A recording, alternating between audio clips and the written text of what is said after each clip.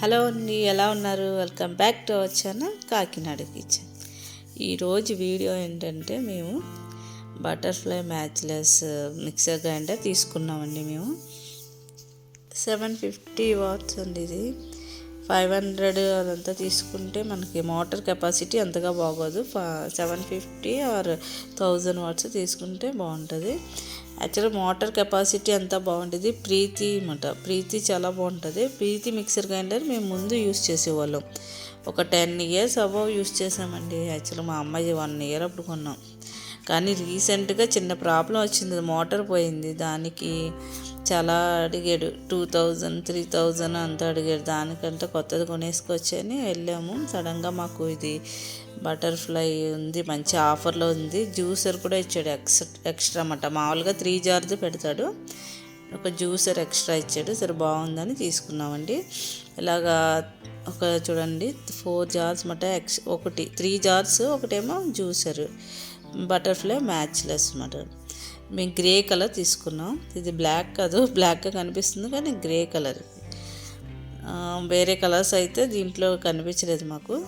Motor digital ఇచ్చాడండి, switch అయితే wire అదని.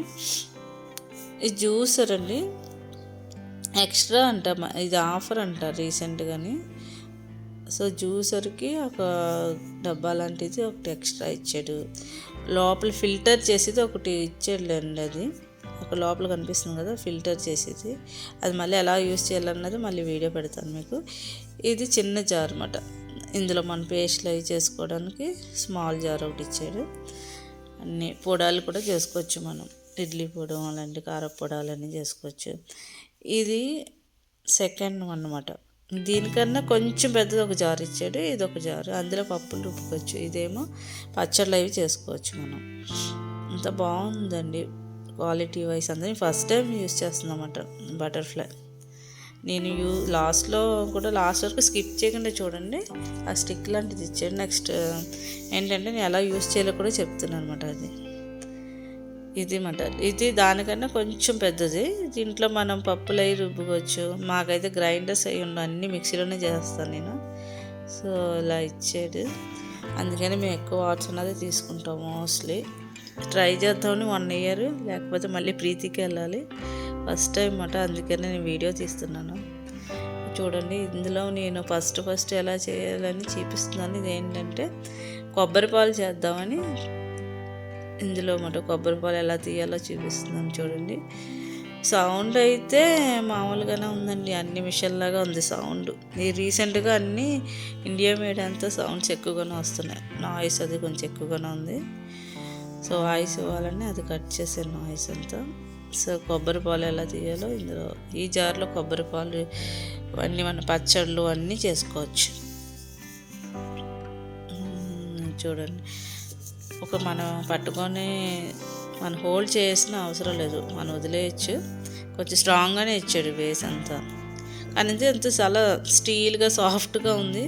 హ్యాండిల్ చేయడం అంతా కొంచెం కేర్ఫుల్గా హ్యాండిల్ చేయాలి. చిన్న జార్లో నేను ఇప్పుడు కొబ్బరి పేస్టు అండ్ జీడిపప్పు పేస్టు మన అన్నీ ఎలా చేయాలో అన్నది చూడండి. చాలా ఫాస్ట్గా కూడా అయిపోతుంది నిజమంట.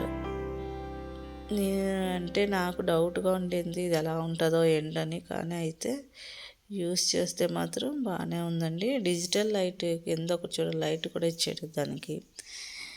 మన దీనికి పట్టుకుంటే హోల్డ్ హ్యాండిల్ ఇవ్వలేదు కాబట్టి మనం కంపల్సరీ కొంచెం చేతితో పట్టుకోవాలండి. నేను అందుకని చేతితో పట్టుకోవాలి, తీయాలని తీయలేదు. అది మాత్రం వీడియో ఇలాగ చాలా సాఫ్ట్గా పేస్ట్ అయిపోయింది. నెక్స్ట్ ఆనియన్ పేస్ట్ కూడా సేమ్ అందులోనే నేను చేసేసాను చూడండి. తర్వాత టమాటో పేస్ట్ కూడా చేసుకోవచ్చు అందులో. అంతేనండి. Thank you for watching.